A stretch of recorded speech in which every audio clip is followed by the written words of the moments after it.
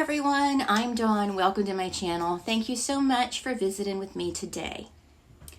In this video, we are going to talk about a case that rocked Florida. It rocked the nation. It was all over the place. And I know people were really invested in this case and wanted justice for this precious little girl. And that is Caylee Marie Anthony. Caylee Marie Anthony was a precious little toddler that lived with her mother, Caylee Marie Anthony. They had the same middle name. And also her maternal grandparents, George and Cindy Anthony, in George and Cindy's home. Caylee was born on August 9th, 2005. On June 16th, 2008, Casey left her parents' home in Orlando with Caylee. Casey told her mother, Cindy, that she was taking Caylee to her nanny, identified by Casey as Zanny Fernandez Gonzalez. And the next day, she informed Cindy they were going to Tampa on a work trip, which they weren't doing. 30 days after Casey left for Tampa, her car, a white Pontiac Sunfire, was found abandoned in the parking lot of Amscot, a financial services company in Orlando, Florida. Her car was towed to an impound yard. George and Cindy were notified that the car had been impounded, so George went to the yard to pick up the vehicle. He, as well as the impound yard manager, noticed a strong, pungent, rotten smell coming from the trunk of Casey's car, which they both believed was the smell of human decomposition. The trunk was opened and checked out, but there was only a bag of trash found.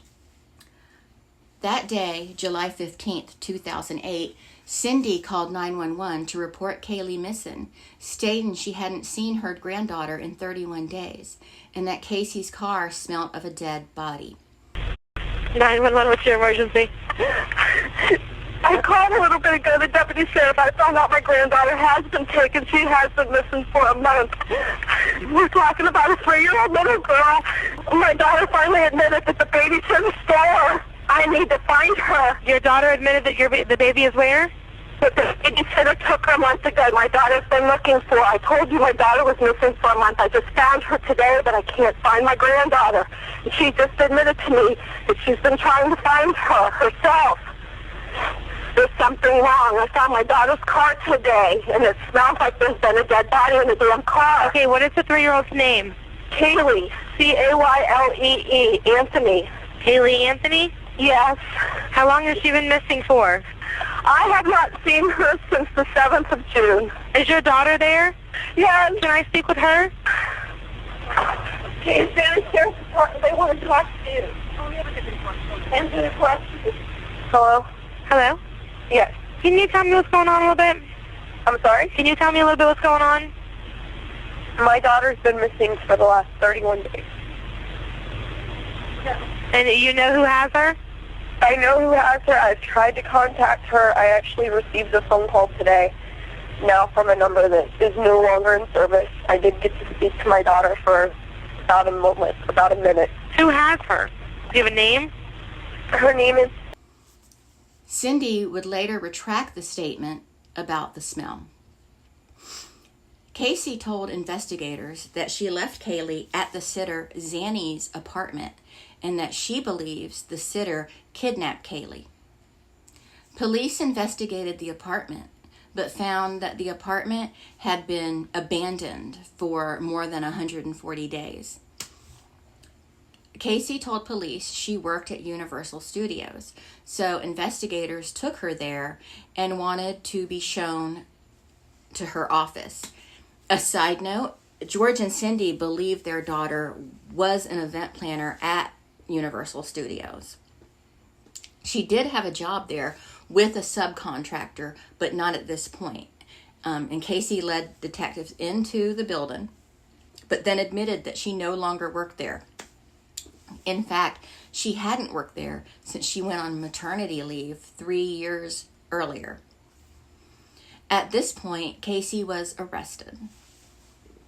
On July 29th, 14 days after Cindy reported Caylee missing, Casey was offered a limited immunity deal. meaning with that deal, they could not use her statements made under the deal against her if they prosecuted in exchange for help finding Caylee. The offer expired on September 2nd, 2008, and Casey would not agree to the deal and didn't give any information. Casey's parents were on NBC's Today Show on October 22nd, 2008, saying that they believe Caylee is alive and that she would be found. Larry Garrison, president of Silver Creek Entertainment, an executive producer, journalist, and author, acted as the Anthony family's spokesperson for a short time, until November 2008. He resigned, citing the family's erratic behavior. Let's go back to August, specifically August 11th and 12th, 2008. Roy Kronk, a meter reader, called police about a suspicious object he had found in a wooded area near the Anthony home. The first time he called, he was told by the sheriff's office to call the tip line, which he did, but he did not receive a return call. The second time he called the sheriff's office and was eventually met by two police officers. He told them he saw what looked like a skull near a gray bag. One officer conducted a short search but said he didn't see anything. On December 11th, 2008, Roy called the police again, and they searched and found the remains of a child in a trash bag. Over the next 4 days, more bones were found in that wooded area near where the first remains were initially discovered. He had to call 3 times. On December 19, 2008, medical examiner Jan Garavaglia was able to confirm that the remains found were Caylee's, and it was ruled a homicide, but the cause of death could not be determined. Now, let's go back to Casey's arrest at Universal Studios. She was charged with giving false statements to police, child neglect, and obstruction of a criminal investigation. Bail was denied by the judge. The judge said that Casey had demonstrated woeful disregard for the welfare of the child. After a bond hearing on July 22, 2008, the judge did set bail at $500,000. Tony Padilla, the nephew of California bail's bondsman Leonard Padilla, posted Casey's bond a month later, and Casey was released from Orange County Jail. An angry crowd formed outside the Anthony home, which caused Tony to revoke the bond, and then Casey was returned to jail. On September 5th, 2008, she was released again with an electronic tracking device. Her parents had posted her bond that time by signing a promissory note. On October 14th, 2008, Casey was indicted by a grand jury for first-degree unaliving, aggravated CA, aggravated manslaughter of a child, and 4 counts of providing false information to the police. After her grand jury arrest, Judge John Jordan ordered she be held without bond. Casey was arraigned on October 28th, where she pleaded not guilty to all charges. A week after this most current arrest, the neglect charges were dropped because they were based on the theory that Caylee was still alive. On April 13, 2009, prosecutors announced that they were going to seek the death penalty against Casey. Florida prosecutors plan to seek the death penalty if Caylee Anthony is convicted of killing her daughter. But Anthony's attorneys said they'll do whatever is necessary to defend their client from the state trying to take her life. Anthony was arrested last October, but prosecutors then didn't indicate they'd seek the death penalty. She's accused of killing Caylee, who was 2 when she disappeared in June. Hundreds of volunteers searched for the missing child, whose remains were found in the woods near her family's home last December. The discovery was made 6 months after the child was last seen. Anthony claimed her daughter had been kidnapped by a babysitter. She has pleaded not guilty to first-degree murder and remains behind bars. Anthony's trial has been tentatively set for October. The defense in the Caylee Anthony case wants the state to provide a list of so-called aggravating circumstances. Those are circumstances prosecutors will try to prove exist that qualify Caylee for a death sentence. In his response, prosecutor Jeff Ashton says the reasons they'll argue for a death penalty should be obvious. He points out, according to state law, there are 15 aggravating circumstances that can lead to a death penalty, and 9 of them would clearly not apply to Caylee, but 4 of them clearly do.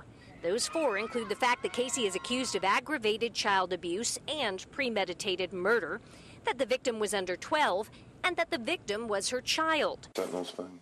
Criminal defense attorney Richard Hornsby says there are 2 other aggravated circumstances the state could argue. One is that Caylee stood to benefit financially from the crime. The other, which Hornsby thinks the state is more likely to argue, is that Caylee's murder was especially cruel. The lead prosecutor in the case was Assistant State Attorney Linda Drain Burdick. Assistant State Attorneys Frank George and Jeff Ashton were also part of the prosecution team. Caylee was represented by Jose Baez and attorneys J. Cheney Mason, Dorothy Clay Sims, and Ann Fennell were co-defense counsel. George and Cindy also hired an attorney, Mark Lipman. Jose Baez would later work with Aaron Hernandez and serve on Harvey Weinstein's defense team. On May 9, 2011, jury selection began in Clearwater at the panel's County Criminal Justice Center. It was done in Clearwater because the case was so widely reported in the Orlando area that it was believed jury selection in Orlando would not be fair. Jury selection ended on May 20th, and they had 12 jurors and 5 alternates, 9 women, 8 men, and the trial lasted 6 weeks. The trial began on May 24, 2011 at the Orange County Courthouse, presided by Judge Belvin Perry. The lead prosecutor opened describing Caylee's disappearance day by day, stating that Caylee used chloroform on Caylee, suffocated her with duct tape, and kept her body in the trunk of her car before disposing of her. The state gave a powerful opening statement. At the end of this case, you will have no trouble concluding that Caylee Anthony was murdered by her mother, Caylee Anthony. A dramatic moment came when prosecutor Linda Burdick showed the jury a picture of a happy, alive Caylee and then a picture of Caylee's skull found with her remains. Caylee burst into tears. And for the first time, prosecutors identified the alleged murder weapon, the duct tape found wrapped around the remains of Caylee's skull. That there is no other reason for the placement of multiple pieces of duct tape on this child's face, mouth, and nose, other than the specific intent to end that child's life. Burdick went one day at a time through the 31 days between which Caylee was last seen alive and when her mother finally admitted she was missing. Burdick described a web of ever-growing lies told by Caylee, from creating a fictional nanny to claiming to hold a job she didn't. Burdick ended each day with the same question. What happened to Caylee Marie Anthony? The state's claim is that Caylee killed Caylee intentionally so she could pursue a child-free life with her boyfriend. Burdick described the carelessness with which Caylee's body was discarded. Shoved into a laundry bag and thrown into a littered swamp like she was just another piece of trash.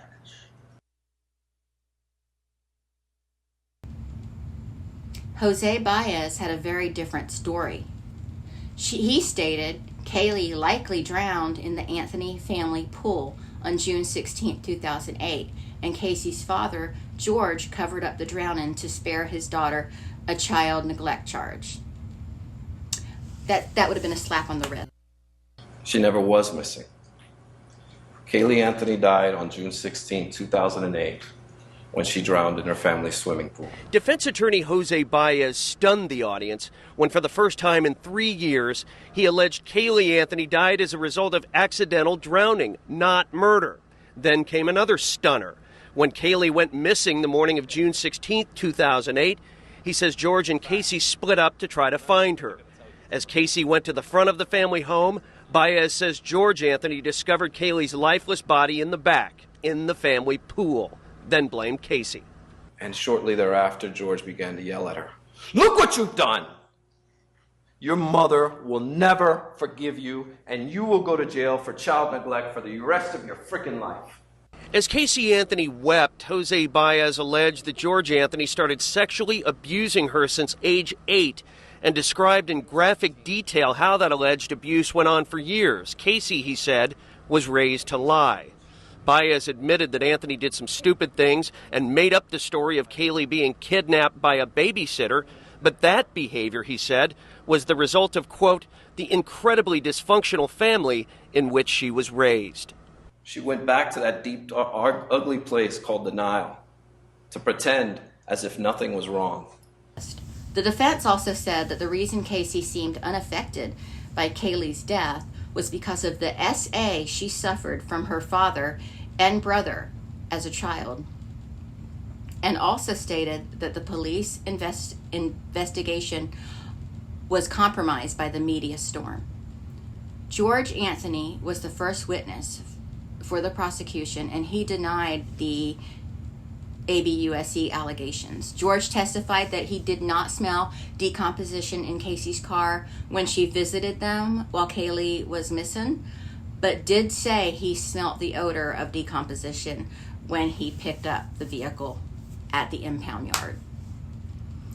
Cindy Anthony testified that her comments made to 911 about the car smelling like something died was just an exaggeration to get the police to respond quickly. Most forensic evidence provided was refuted. A software designer testified that someone had searched chloroform 84 times on the computer obtained from the Anthony household. This was refuted during the trial, but after the trial, the witness publicly reported that the number of times it was searched was actually once, and the larger number was attributed to a bug in his program. The chief medical examiner, Jan Garavaglia, testified that the manner of death was homicide based on evidence. On cross-examination, Garavaglia stated that toxicology tests on Caylee's bones came up negative for volatile chemicals like chloroform, but maintained that the death was not an accident. Human Identification Laboratory Director Michael Warren said he believed the duct tape was placed on Caylee prior to decomposition, whereas forensic pathologist Dr. Werner Spitz, who performed an autopsy on Caylee, said the duct tape was placed post-decomposition, which doesn't make any sense. That duct tape placed on the skin would have residual DNA, which this duct tape did not. Also, fingerprints were not found on the duct tape. FBI hair analyst Sebastian Shaw said that a hair found in Casey's trunk was Caylee's and showed root banding. Shaw had been running an expedited study for trial and stated that so far it showed that such banding only occurred post-mortem. But the full study was not complete at the time of his testimony, given the defense an opportunity to discredit the incomplete study. The defense was also able to discredit an air sampling procedure based on the grounds that it was a fairly new forensics technique and had never been used in a criminal case. Cindy Anthony also testified that she did the search for chloroform. She had meant to search chlorophyll, but could not remember the term. In all, prosecution called 59 witnesses for 70 testimonies, and the defense called 47 witnesses with 63 testimonies, and 400 pieces of evidence were presented to the jury. The jury began deliberating on July 4th, and on July 5th, 2011, the jury found Caylee not guilty of counts 1 through 3 regarding first-degree murder, aggravated manslaughter, and CA. They did find her guilty of counts 4 through 7 for providing false information. On July 7th, she was sentenced to 1 year in county jail and $1,000 fine for each of the 4 counts. Caylee got time served and was released 10 days after sentencing on July 17th. Caylee left Florida to an undisclosed location after the verdict because of the death threats. On August 12th, she was ordered to return to serve a year's supervised probation for an unrelated check fraud conviction. She served her probation in an undisclosed location, and the Florida Department of Corrections did not enter her information into the state parolee database due to all the death threats. There were a lot that were made against Caylee. This case sparked Caylee's Law, the unofficial name for bills in several U.S. states that make it a felony for a parent or legal guardian to fail to report a missing child. As of January 2nd, 2024, Caylee works as a legal assistant. Her parents, George and Cindy, are still together and still live in Florida. Now, I know a lot of people say the justice system failed in this case, but I have to disagree with that. The justice system worked exactly the way it was intended to. It just didn't go the way we wanted it to go. That doesn't mean it didn't work. Unfortunately, not everyone gets justice. So that's it for this video. Thank you so much for joining me. If you like this video, please consider subscribing, share, all that, and I'll talk to all of you later. Bye.